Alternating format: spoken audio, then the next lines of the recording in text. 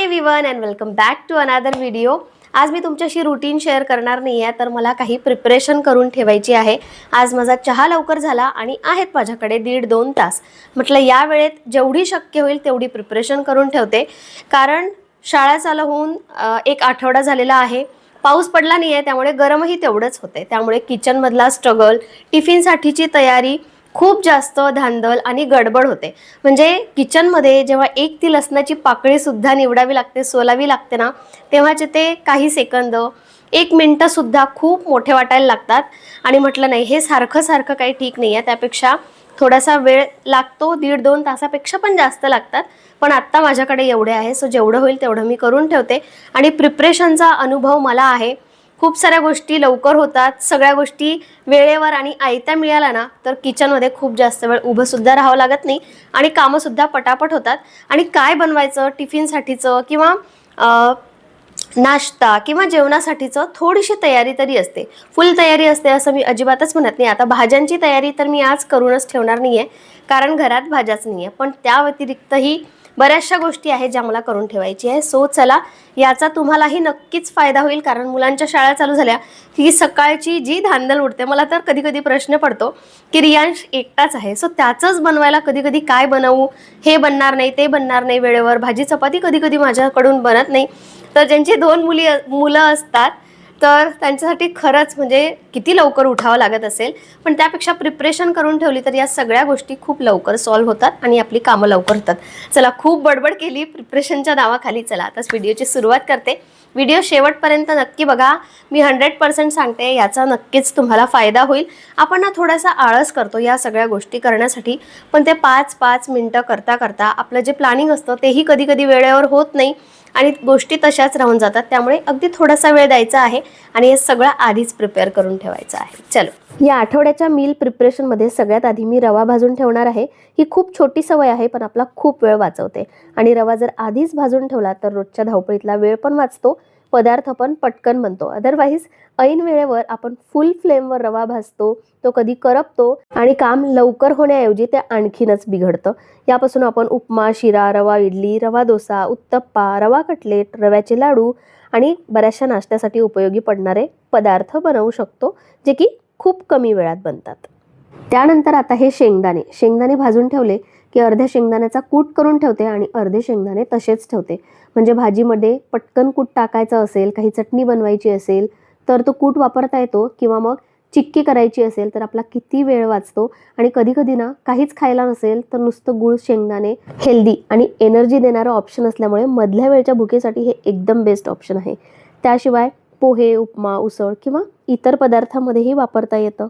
आता रोज तर मसालेवाली भाजी नाही बनत, पण तरीही वांग्याच्या भाजीसाठी किंवा तरीवाली भाजी बनवायची असेल आणि वेळेवर हे असं खोबरं भाजून घेणं ना खूप वेळ खाऊ काम वाटतं।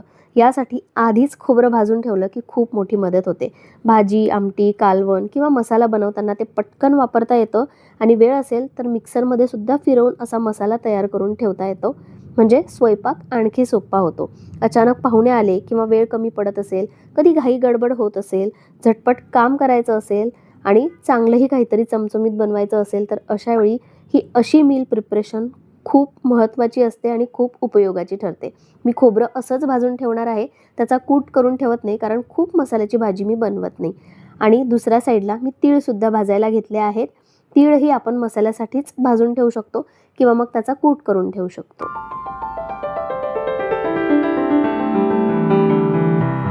जिरे पावडर मी बाहेरून कधीच विकत आणत नाही, अशी घरीच बनवून ठेवते। जिरं भाजून घेते आणि उन्हाळ्यात तर मला ही खूप उपयोगात पडली। प्रत्येक वेळी ताक बनवताना त्यात मी टाकली आणि जवळपास प्रत्येक भाजीतही मी जिरा पावडर वापरले। आता जास्तीचे मसाले वापरण्यापेक्षा फक्त जिरा पावडर जरी वापरली ना, तरीही पदार्थ छान लागतात आणि जरा हलके राहतात। आता अशाच प्रकारे सगळे कोरडे मसाले भाजून घेतले आणि नंतर एखादी मसाल्याची भाजी बनवायची असेल तर सगळे मसाले एकत्र करून मिक्सरमध्ये फिरवायचे, म्हणजे मसाल्याची पेस्ट पण तयार होते। त्यानंतर येतं आठवड्याभराचं व्हेजिटेबल प्रिपरेशन। खरं सांगायचं तर ही एक सवय लावून घेतली आहे, जी रोजच्या स्वयंपाकाचा अर्धा ताण कमी करते।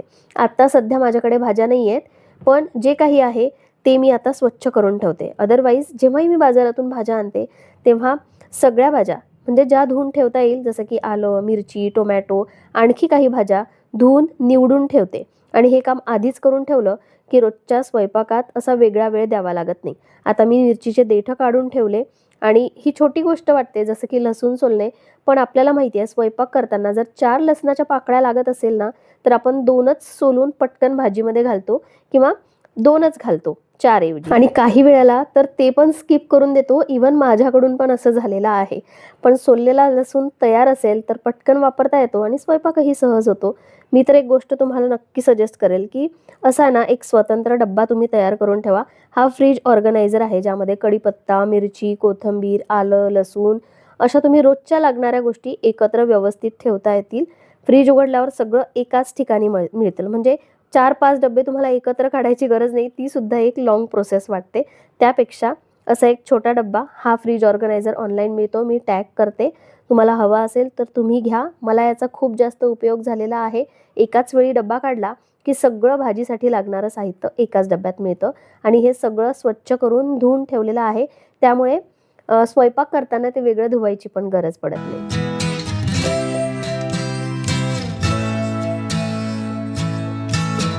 आता हे आलं किसून ठेवण्याचं काम मी सेकंड टाईम करते. फर्स्ट टाईम मला असं वाटलं होतं की एवढं छोटं काम आहे, एवढा काही उपयोग होत नसेल.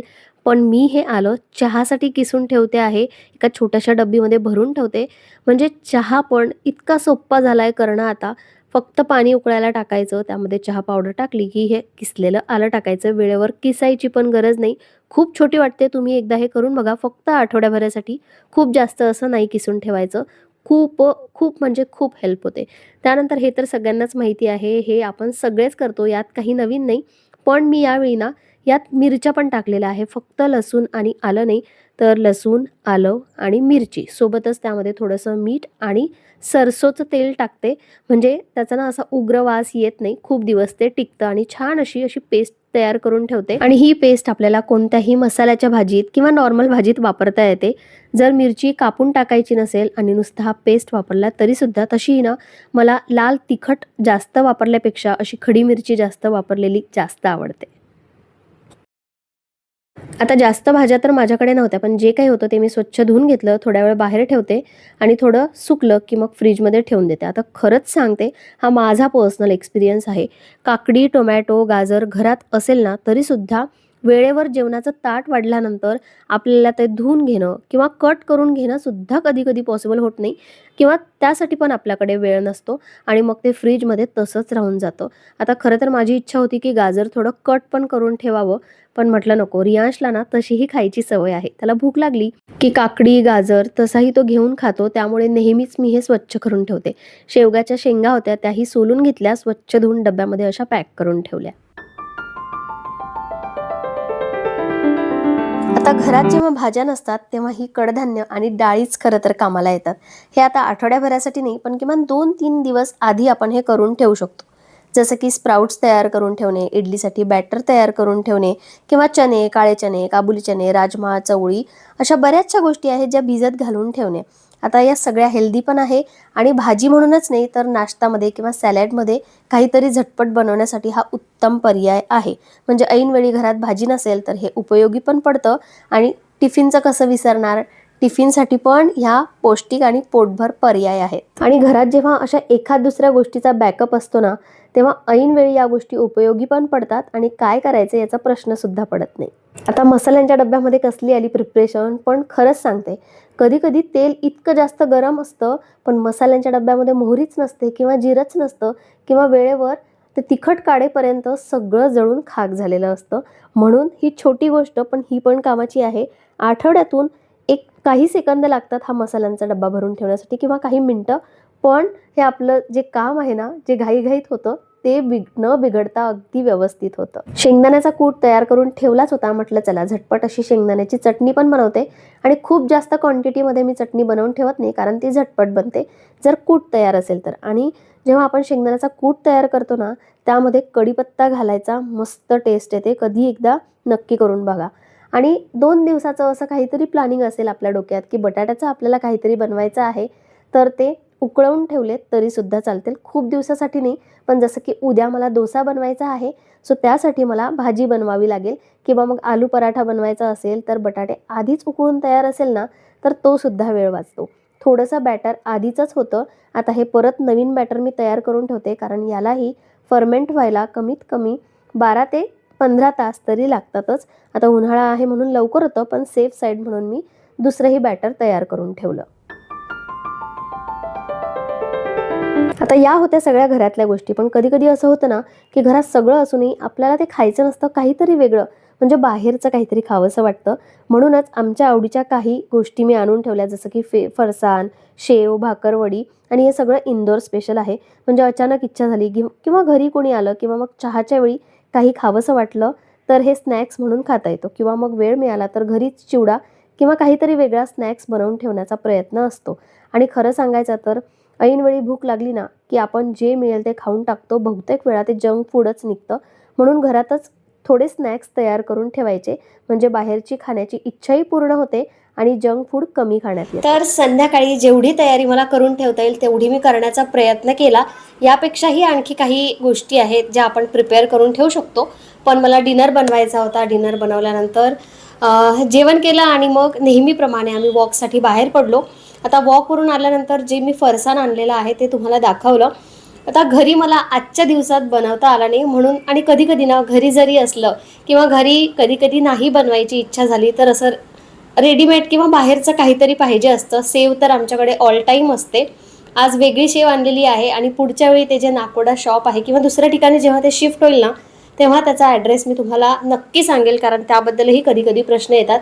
नाकोडाचे शेव किंवा फरसाण किंवा जे स्नॅक्स आहेत ते खरंच मस्त आहेत. शेंगदाणा तेलामध्ये बनतात आणि चवीला पण खूप टेस्टी आहे. आणि या व्यतिरिक्त आता प्रिपरेशनमध्ये मला काही बनवायचं असेल तर तो चिवडा, झालंच तर ड्रायफ्रूट लाडू बनवील आणि चिक्की बनवता येईल. जे तीळ भाजून ठेवले त्याची तर नाही, पण शेंगदाण्याची चिक्की किंवा मग जे फुटाणे आहेत, चणे आहेत, त्याची चिक्की पण मस्त हेल्दी असते. असं मखाणे वगैरे भाजून ठेवणं, हे सगळं थोडं प्रिपेअर करायचं आहे मला.